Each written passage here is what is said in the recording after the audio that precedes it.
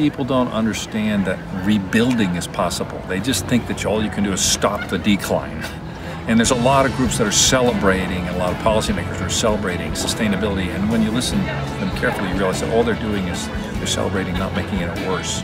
They're not celebrating rebuilding what once was. And that's very achievable in the ocean. And so that's what we focus on.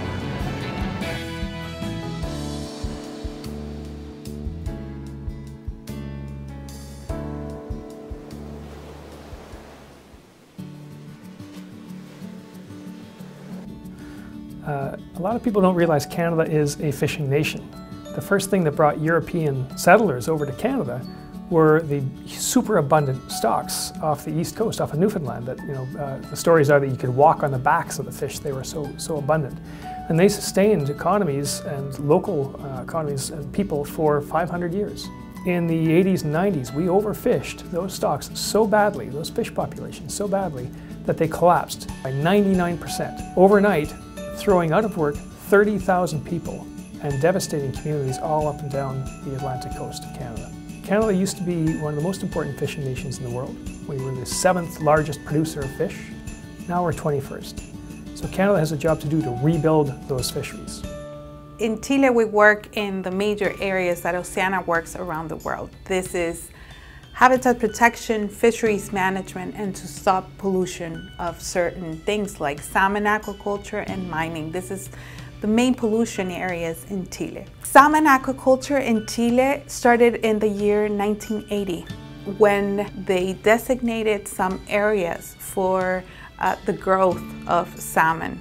This has done a huge devastation to the ecosystems of the fjords in Chile, depleting fisheries, making artisanal fishermen hungry, and also depleting our natural areas that are very famous for tourism. And the good news is we know that fish really can rebuild. Fish reproduce quickly, or at least a lot of them do, and they can recover if we give them the chance. So how do we do this? We know what it takes.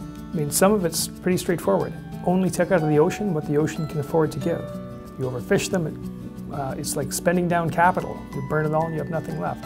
But if you only take the interest that's produced every year, you can keep doing that for year upon year and generation upon generation.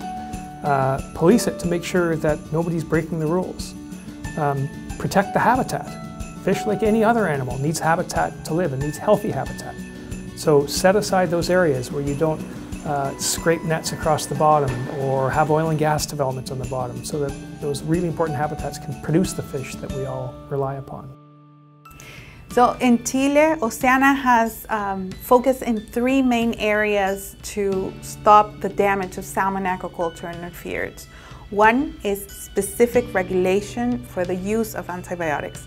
Second is the regulation of density, so they can't either expand to other places, but also so the places that there's already salmon aquaculture has less density, less fish, and eventually we could recover these ecosystems.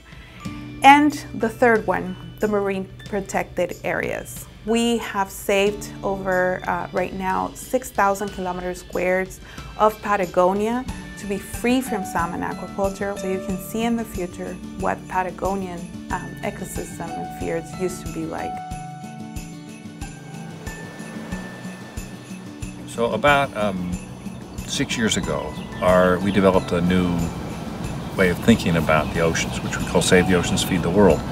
And that allowed us to focus on the fact that the oceans are a resource that not only feeds potentially 1 billion people a healthy seafood meal every day if we rebuild them, but doing that helps to reduce the pressure on the land, where agriculture is a big driver of biodiversity loss, big driver of aquifer depletion, big driver of methane emissions that change the climate. So if you rebuild the ocean, and we know how to do that, you fed 1 billion people every day forever.